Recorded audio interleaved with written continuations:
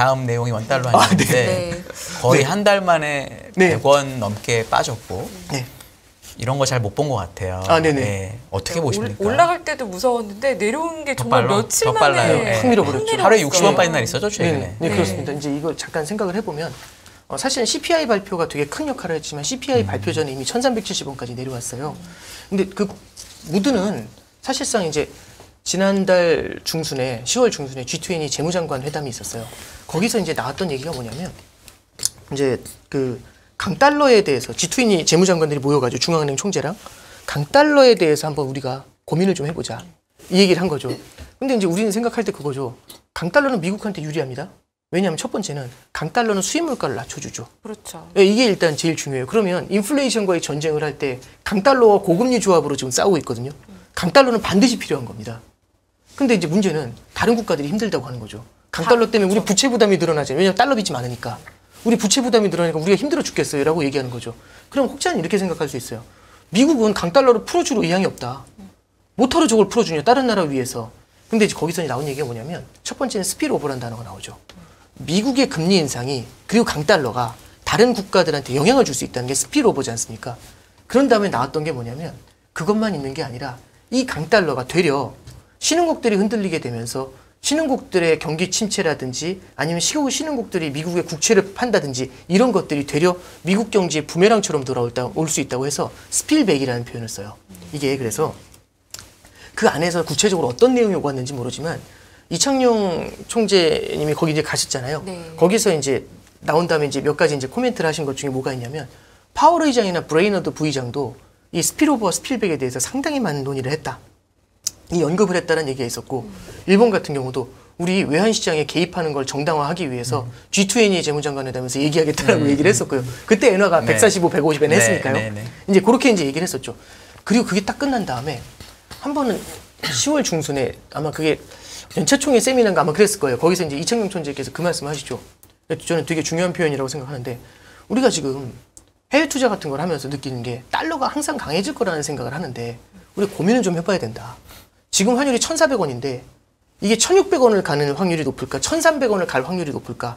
양방향을 열어놓고 잘 생각을 해야 된다. 네. 그리고 또 하나는 만약에 지금 당장은 아니지만 some degree of global coordination이라는 표현을 쓰거든요. 일정 수준의 국제 공조가 나타났을 때는 달러 약세에 대한 공조가 나타날 기현성도 있다라는 말씀을 이제 하셨어요. 네. 오늘 중요한 표현이라고 생각을 합니다. 그러니까 사실상 몇 가지 경고의 메시지가 나온 거거든요. 근데 그 다음에 이제 나타난 건 첫 번째는 캐나다가 75bp를 인상하지 않고 50bp를 인상했어요. 네. 두 번째는 그 호주 중앙은행이 0.25를 두 차례 연속 0.25를 인상하죠. 그 다음에 영국하고 유럽은 0.75를 인상한 다음에 그 다음에 터미널 레이트가 좀 낮아질 수 있다 생각했던 것보다 그 표현을 쓰게 돼요. 네. 그러니까 속도를 조절하는 거죠. 그러니까 그냥 마구잡이로 속도 조절한 게 아니라 무언가 그 안에서의 합의가 몇 가지는 있었겠죠. 그리고 이제 그 이대로 다음에 가면 다 죽어요. 뭐 그렇죠. 이런 합의가 저도 그거라고 있었겠죠. 생각을 해요. 네. 그러면서 이제 요번에 지난주에 뭐가 나오냐면 미국의 반기 환율 보고서가 나옵니다. 그 반기 환율 보고서에 놀라운 표현이 나와 있더라고요. 7월 달에 옐런 재무장관이 미국하고 일본, 우리나라하고 일본을 방문했고 우리나라에서 통화 수업 해달라고 막 그 얘기했잖아요. 일본에서는 외환시장 개입을 해도 되냐고 하니까 그때 옐런 재무장관 딱 한마디 합니다. 시장 환율에 맡깁시다. 조용히 하세요 이 얘기죠. 네. 근데 이제 이게 요번에 뭐라고 딱 말이 바뀌었냐면 딱 이렇게 얘기하는 거죠. 환율 보고서에 이제 뭐 아무도 이제 지정이 안 되는데 거기서 딱 나온 게 너무 힘들면 개입해야죠. 너무 한 방향으로 쏠리는 것 같으면 개입해야죠. 그러면서 두 나라를 예시로 들어요. 한국과 일본을 예로 듭니다. 네. 그 얘기는 사실상 외환시장에 대한 개입을 적극적인 개입까지는 적극적인 공조는 아니지만 소극적인 공조까지는 가능하다라고 풀어준 거죠. 그러면 제가 헤지펀드라고 해볼게요. 예를 들어서 매크로 플레이를 하면서 달러 강세에 베팅하는 헤지펀드라고 해볼게요. 그럼 달러를 사면 살수록 좋죠. 계속 오를 테니까. 근데 이제 저의 리스크는 세 개예요. 첫째, 미국이 금리 인상을 포기할 확률. 그럼 달러가 약세로 돌 거지 않습니까? 그렇죠. 두 번째는 다른 나라가 금리를 세게 올릴 확률. 그럼 금리 갭이 주니까. 세 번째는 외환시장에 개입할 확률. 그래서 이제 셋이 토론을 했는데 제가 이제 얘기하는 거죠. 미국이 금리 인상을 포기할 확률은 없다. 왜 인플레이션과 싸우고 있으니까. 다른 나라가 금리를 세게 올릴 확률이 크지 않다. 더 없죠. 그렇죠. 네. 그럼 세 번째가 외환시장의 개입, 환율 보고서 발표가 며칠 남지도 않았고 7월 달에 옐런 재무장관이 안 된다고 얘기를 했는데 아니, 외환시장에 개입을 하면 한 국가만 개입을 용인할 수는 없지 않습니까? 그렇죠. 모두 다 개입을 하게 되는 거죠. 그러면 사실상 명분이라는 게 서질 않게 되죠. 그러니까 이제 셋 다 가능성이 없지 않습니까? 그러면 우리를 막을 사람은 없는 겁니다. 네. 달러 강세를 막을 게 없는 거. 그럼 거침없이 밀고 나가면 되죠. 근데 이제 첫 번째는 외환시장에 대한 개입이 가능한 게 나타나잖아요. 그러면서 이제 그게 뭐 아다리가 맞았는지 모르겠지만 그게 이제 또 CPI 뉴스하고 같이 딱 붙으니까 외환시장을 확 잡아 누르기 시작을 하죠. 그러면서 이제 우리나라에서도 자체적으로 달러가 너무 강해지는 걸 막기 위해서 예를 들어서 국민연금이라든지 연기금에서 투자를 할 때 해외 투자를 조금 줄인다든지 아니면 기존에 했던 해외 투자에 대한 환해지를 내려서 선물한 매도를 좀 유도한다든지 그러니까 선물한 매도가 결국엔 먼저 팔고 나중에 사는 거지만 일단 앞에선 던지는 거지 않습니까? 예, 그러니까 한꺼번에 좀 찍어 눌러가지고 환율을 좀 눌러놓은 게 이번에 되게 컸던 것 같아요. 그럼 이제 이렇게 이제 한번 누르게 되면 저는 거침없이 달렸지 않습니까? 그쵸. 누구도 우리를 막을 수 없다. 근데 와 곳곳에서 엄청난 반격이 있었던 거죠. 근데 우리나라만 반격한 게 아니라 글로벌 달러 약세가 나왔잖아요. 네. 엔화도 많이 하락했고 위안화도 많이 하락했고 그렇게 됐잖아요. 그러면 이제 연합군이 쏴대니까 깜짝 놀랐죠. 일단은 지금 약간 너덜너덜해져 있는 상태일 겁니다. 그러면 이게 약간 영혼 털려 있죠. 일단 전열을 재정비해야겠죠. 그럼 이제 여기서 어떻게 되느냐? 그러면 저는 좀 그런 생각이 좀 들어요. 이게 결국에는 펀더멘탈리 바뀐 건 크지 않아요. 네. 펀더멘탈리 바뀐 건 크지 않아요. 그러면 강달러 압력은 여전히 남아있거든요. 대신에 올라갈 때 좀 무서울 것 같아요. 다시 환율을 밀어 올릴 때 예전에는 적이 없었잖아요. 그러니까 이제 임진왜란 때 왜군이 진격하는데 의병이 곳곳에서 등장할 수 있다는 얘기입니다. 그러면 나갈 때 한 번씩 보고 가지 않을까요? 네. 예, 그러면 굉장히 신중해질 수 있습니다. 그리고 외환시장에 대한 개입도 곳곳에서 터뜨릴 수 있거든요. 그러면 저는 이제 강달러 압력이 유지가 되는 상황에서 그 뭐라고 해야 될까요? 환율의 상승 속도는 많이 낮춰지지 않겠는가? 좀 그렇게는 좀 생각을 하고 있습니다. 전고점을 갈 수는 있다고 보시나요? 왜냐하면 제가 이걸 왜 네네네. 여쭤보냐면 네네. 우리나라 환율이 많이 떨어진 건 맞는데 네. 달러 지수 하락폭하고 사실 별 차이가 없더라고요. 아, 네. 냉정하게 말하면. 네네. 그러면 그건 결국은 달러 지수가 하락했다는 얘기는 유로도 세고 뭐 이런 애들이 세서 빠진 네네. 거잖아요. 네네네. 그럼 우리나라만의 이슈가 아닌 거로 빠졌다는 얘기는 반대로 또 달러 지수가 바뀌면은 또 원달러가 또 의외로 빨리 오를 수도 있다라는 생각이 네. 들 네. 수도 있어서 네, 탄력성이 그 있죠. 부분은 혹시 어떻게 근데 이제 보시나 뭐 싶어가지고. 당연히 네. 그러니까 뭐 레벨대야 일시적으로 올라갔다 오는 거는 저희는 이제 할퀸다는 표현을 쓰잖아요. 네. 그러니까 네. 1,450원 할퀸다, 1,500원 이번에 할퀸다. 할퀴고 왔죠. 예. 네. 그러니까 할퀴는 거는 뭐 언제든지 왜냐하면 또 달러라는 거는 무서운 게 안전자산의 특성을 갖고 있지 않습니까? 네. 그럼 달러 강세 압력이 존재하는 상황에서 안전자산 선호에 대한 기대가 갑자기 들어오게 되면은 일시적으로 할퀴는 건 얼마든지 가능하다고 생각을 해요. 근데 전반적으로 이 레벨대를 밀어 올리는 건 좀 늦춰질 수밖에 없다라는 생각이 일단 첫 번째고요. 두 번째는 원달러가 내려온 속도가 그래도 이제 물론 달러 인덱스하고 큰 차이는 안 난다고 볼 수는 있지만 몇 개국 통화하고 비교하면 조금 빠른 건 있어요. 네. 이게 1,400, 그 고점 대비 저점으로만 생각을 해보면 1,450원에서 1,310원까지 밀렸는데 이게 달러 대비 강세도 있지만 엔화랑 한번 비교해보면 달러 엔이 100엔에 990원, 985원 그 정도였거든요. 네. 조금 높을 땐 1,000원까지 갔었고 근데 그게 원달러가 1,310원을 찍던 날 100엔에 우리나라 원화가 930원까지 내려왔어요. 네.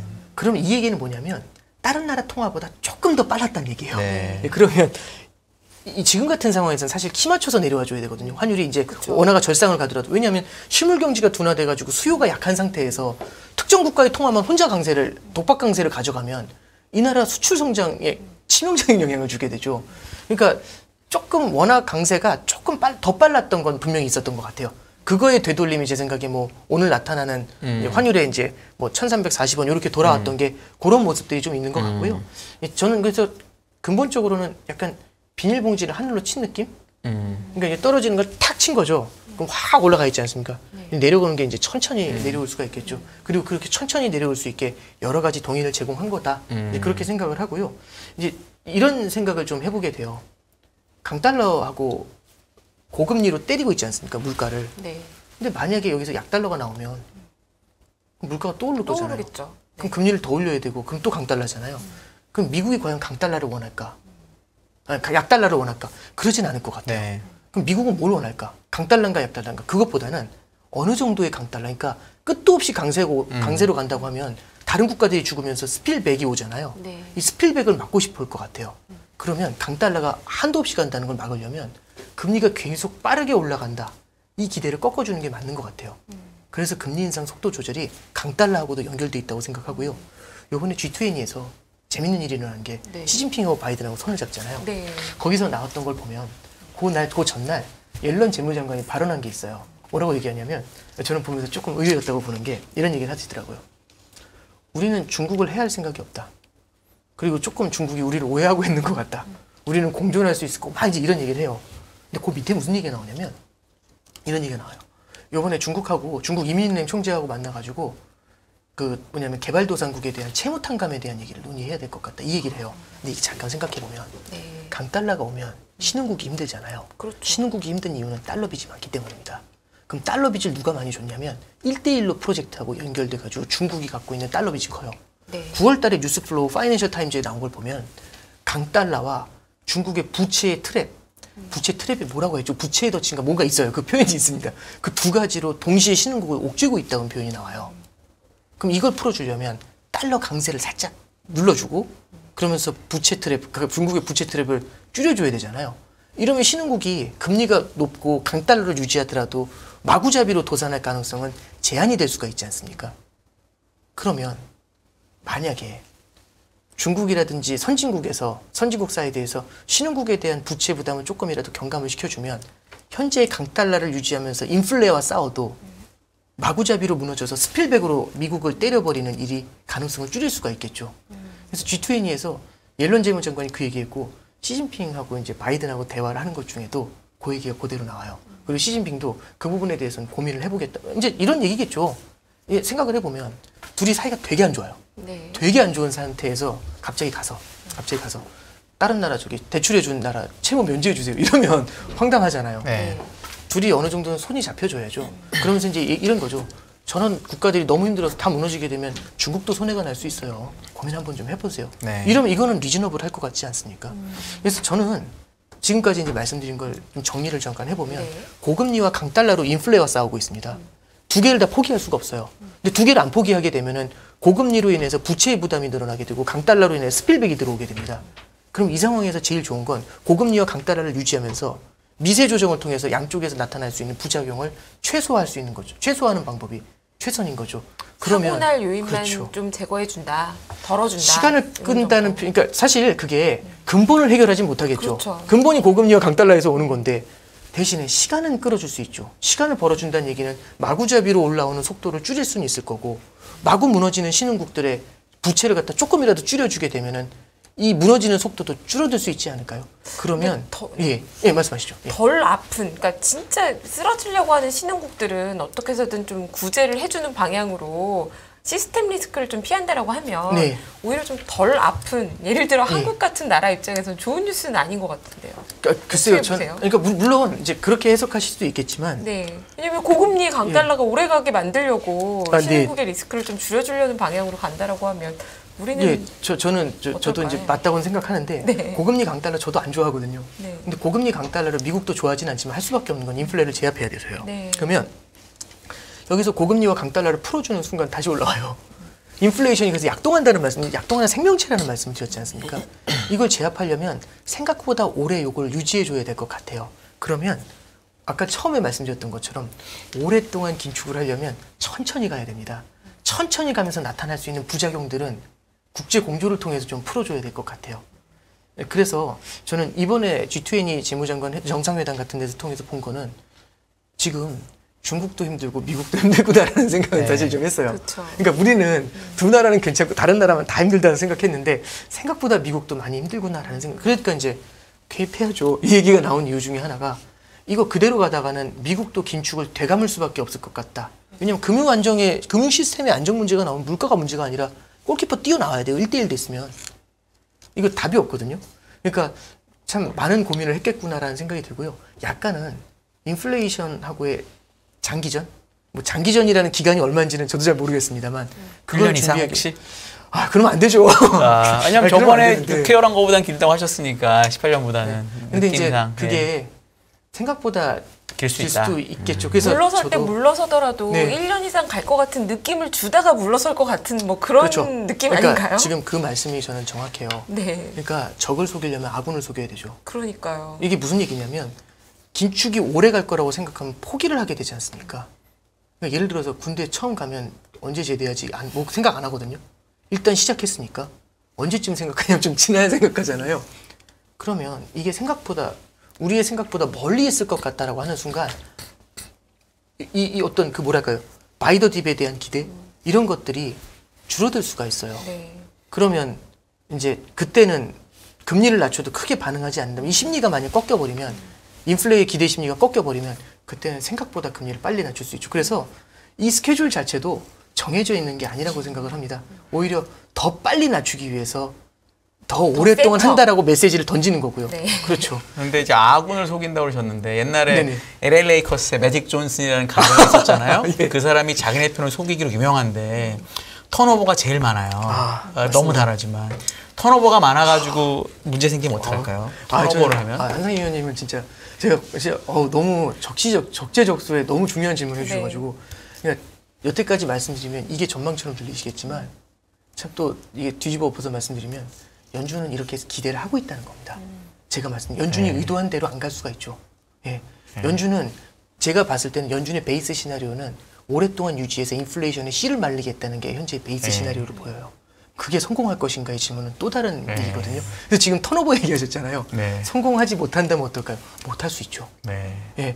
그래서 저는 그래도 그러니까 미래를 예측한다는 건 사실상 어려운 일이지 않습니까? 네, 그렇죠. 제 능력으로 그렇게 한다는 건 전 불가능하다고 작년 말에 생각하고요. 파월도 못했습니다. 그건 누구도 못하는 아무도 거예요. 못했어요. 아무도 연준도 못합니다. 못한다고 네. 생각을 해요.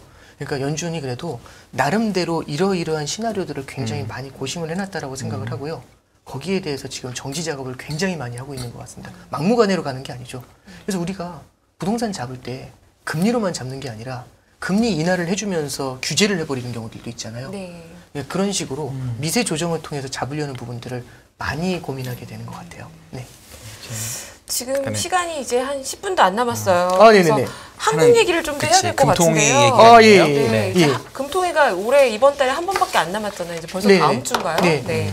금통위 어떻게 전망하시나요? 아, 예. 뭐 이제 앞서 말씀드렸던 것처럼 캐나다나 호주 중앙은행이나 아니면 유럽이나 영국이나 이제 그렇게 나왔던 부분들하고 그다음에 최근에 이제 금통위원님들께서 이제 그 세미나 같은 걸 많이 해주세요. 얼마 전에도 두 분이 좀 해주셨는데 양쪽에서 다 이제 말씀해 주셨던 거는 결국에는 빠른 긴축에 대한 우려감들 이런 것들을 좀 말씀을 좀 많이 하셨거든요. 저는 이제 이창용 총재께서 지난달에 이제 IMF 연차총회에서 이제 발언하셨던 게 하나 있는데 연차총회가 아닌 어떤 세미나가 있었어요. 거기서 브루킹스에서 나 거기서 이제 세미나 때 이제 어떤 이 말씀을 하시냐면 이 얘기를 하시더라고요. 이제 우리나라는 미국처럼 금리 인상을 못 하잖아요. 가장 큰 이유가 이제 굉장히 직관적으로 얘기를 하시는데 미국은 가계부채의 10%가 변동금리예요. 근데 우리나라는 가계부채의 60%가 변동금리입니다.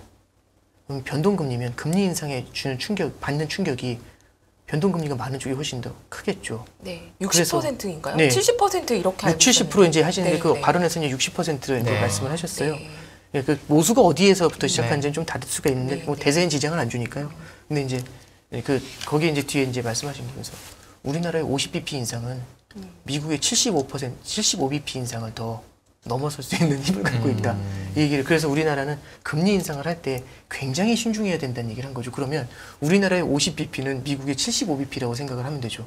그럼 미국의 50bp는 우리나라의 25bp가 될 수도 있는 거 아닐까요? 미국이 먼저 했으니까 우리는 이번에 50을 하고 그럼 미국이 50하고 25 하는 게 맞을 것 같으세요? 아니면 이번에 원래 네. 앞으로 절할 거니까 우린 미리 덜 하는 게 맞을 것 같으세요? 그러니까 호주도 사실은 네. 우리보다 기준금리가 낮잖아요. 네. 그래도 25bp씩 깔고 가거든요. 네. 물론 이제 호주 달러하고 우리나라하고 같냐라고 하실 수도 있겠지만 결국에는 다른 나라들의 스탠스가 그렇게 나와줬고 시장에 어느 정도는 코멘트가 나와 있으면 이번에는 25bp 쪽의 무게를 조금 더 두는 게 맞지 않겠나 싶고요.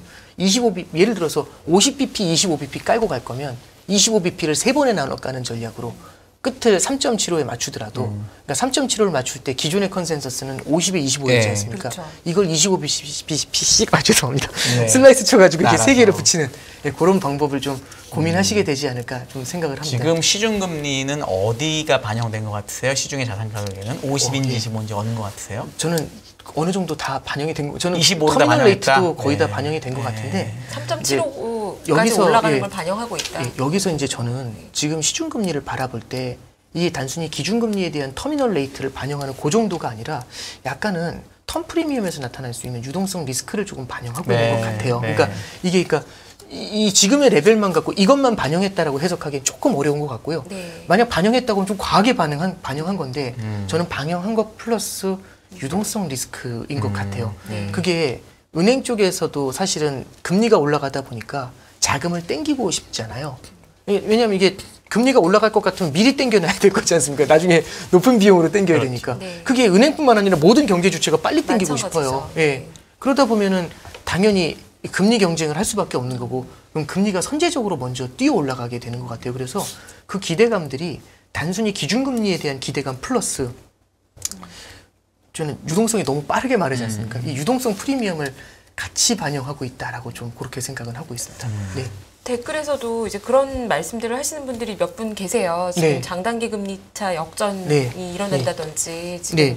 25bp만 올려도 지금 또 3개월물, 뭐 2년물 차이도 뭐 어떻게 되는 거냐 이런 상황 정상은 아닌 것 같은데 네. 괜찮은 거냐 이런 네. 질문들을 하시거든요. 예, 그렇습니다. 어떻게 이제 보세요? 미국에서도 3개월물하고 10년물 역전이 다 나타났잖아요. 네. 이거 별로 좋은 시그널 아닌 건 뭐 누구나 다 모두 아는 알고 사실일 있죠. 겁니다.